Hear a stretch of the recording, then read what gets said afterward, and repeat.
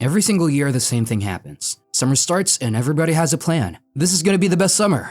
I'm gonna do things. I'm gonna see people. I'm gonna actually live for once. And then September hits and you're sitting there trying to remember what you actually did for 3 months. And the answer is nothing. You woke up late. You scrolled. You watched other people have summers. You said yes to nothing and did less than that. Now you have to go back to the routine looking exactly the same, feeling exactly the same, with absolutely nothing to show for that one season that was supposed to be different. That feeling is one of the worst ones you can have. And you're gonna feel it again this year if nothing changes. Because the problem isn't that you didn't have time. The problem is that you treated summer like it was gonna take care of itself. It doesn't. Never does. And most people learn that lesson every single September and forget it every single May. Now I get it. Summer feels long when it starts. 3 months look like forever when you're sitting in May counting down the days. You think you have all the time in the world to get to things. You'll start next week. You'll figure it out in July.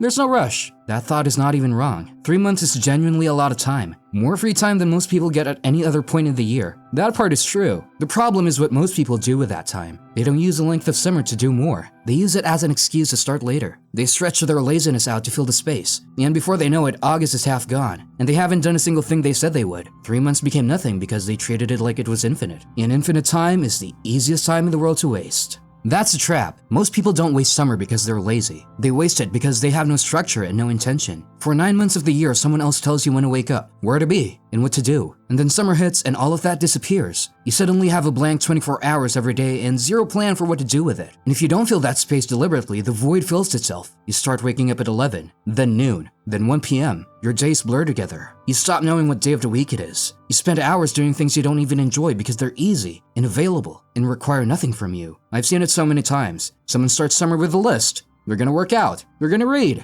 They're gonna actually go outside and do things and see people. And for the first week, they mean it. They're genuinely fired up. And then one slow day bleeds into another. They stop going to the gym because they slept in. They stop making plans because nobody else seems to be making them either. They stop doing the things they said they would because nobody's holding them accountable and nothing feels urgent. And that's where almost everyone disappears. Right into their couch. Right into their screen. Right into another summer that passes without leaving a mark. And here's where the real damage happens. It's not just that you wasted a summer. It's that you wasted a summer you actually wanted to do something with. That's the killer. You had intentions. You had things you wanted to do, places you want to go, people you wanted to see. And instead of doing any of it, you spent 3 months watching other people do theirs. You opened Instagram and saw someone at the beach. You opened TikTok and saw someone on a road trip. You saw highlight after highlight of people actually living. And you sat there consuming it like it was entertainment. That's what makes September so brutal. Not that the summer was objectively bad, but that it could have been something and you let it slip anyway. You had the time, you just didn't use it. And the worst part is that you already know this. You felt this exact feeling before. You felt it last September, and the September before that, and you told yourself this year would be different. But nothing changed because knowing something is a problem, and actually doing something about it are two completely different things. And most people stop at knowing.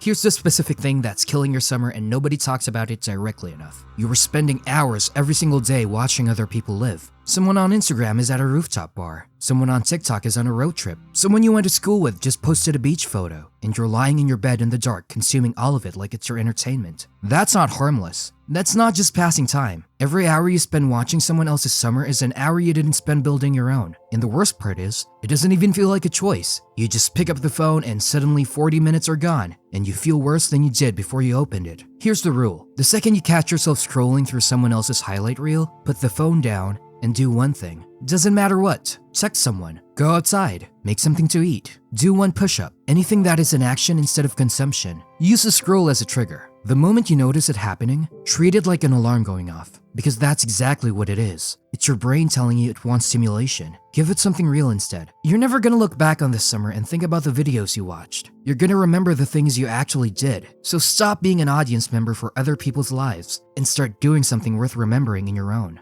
So what do you actually do? It's not complicated, but it requires doing something most people refuse to do. It requires being intentional. You don't need to schedule every hour. You don't need to wake up at 5 a.m. and optimize your entire day. But you need an anchor. One thing that happens every morning that gets you moving before the day evaporates. For me, that was simple. Coffee outside for 20 minutes before touching my phone. No scrolling, no notifications. Just a cup of coffee and whatever was happening outside. It sounds like nothing. It changed everything. Because it meant I started every day with something intentional instead of something passive. From there, one thing before noon. Not a list.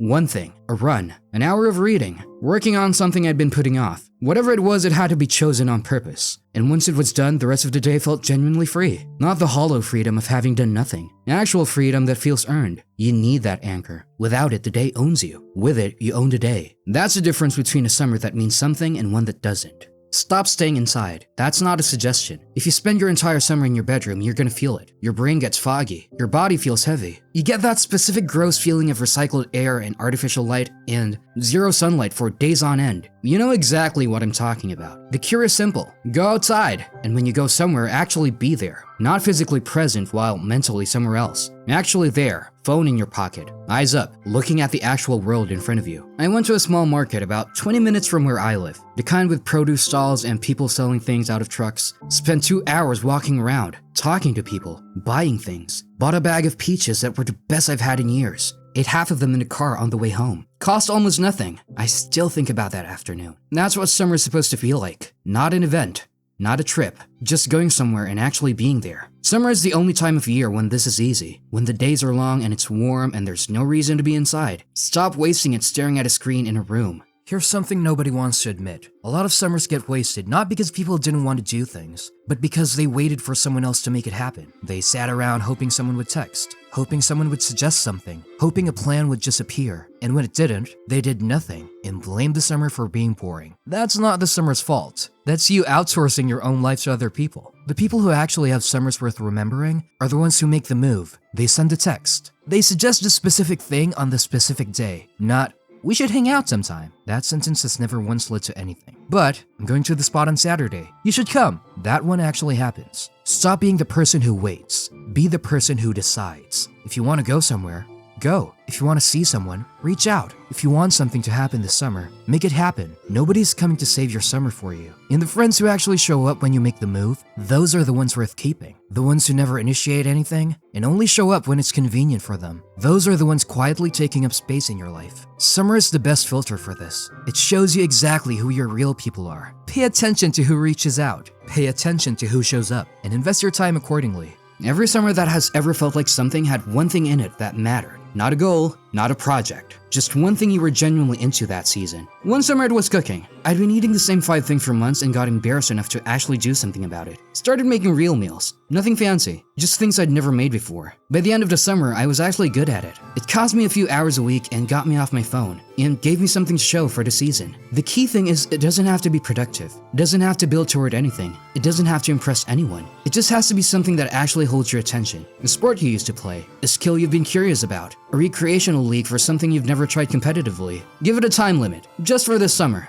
Not forever. That removes the pressure. You're not building a new identity. You're just trying something while you have the time to try things. And then in September, you'll have something to point to. Something that was yours. Something that made this summer different from the last one. 1 sentence a day. That's it. Not a diary. Not a journal. Just 1 sentence at the end of the day about something that happened. Went to that flea market and found a jacket that fit perfectly for $6. Stayed out too late talking about nothing with people I don't see enough. Ate dinner outside for the first time this summer and remembered how different that feels. The reason this works is simple. It forces you to look for something worth noting, which means you start paying attention to your days while they're happening instead of letting them pass unnoticed. And by the end of summer, you have a record of what actually happened. And it's almost always more than you thought. Most people read September feeling like summer was a blur because for them it genuinely was. They weren't tracking any of it. 1 sentence a day takes 30 seconds and changes everything about how the season feels when it's over. Start today. Whatever happened today that was worth keeping, write it down. Summer is happening right now, not next week, not when you're in the mood, right now. And it is moving whether you're paying attention to it or not. The people who look back on their summers and actually remember them didn't do anything extraordinary. They just showed up. They made a plan and followed through on it. They went outside when it was easier to stay in. They called the person instead of just thinking about it. They did the small things consistently instead of waiting for something big to happen. And at the end of it, they had something to show. Not a list of accomplishments, just a genuine sense that they were actually there for it. You only get so many of these. That's not a threat. That's just true. And the good news is it doesn't take much to make one count. It just takes deciding that this one is going to be different and then actually doing something about it instead of just thinking it. So pick one thing from this. One, and go do it today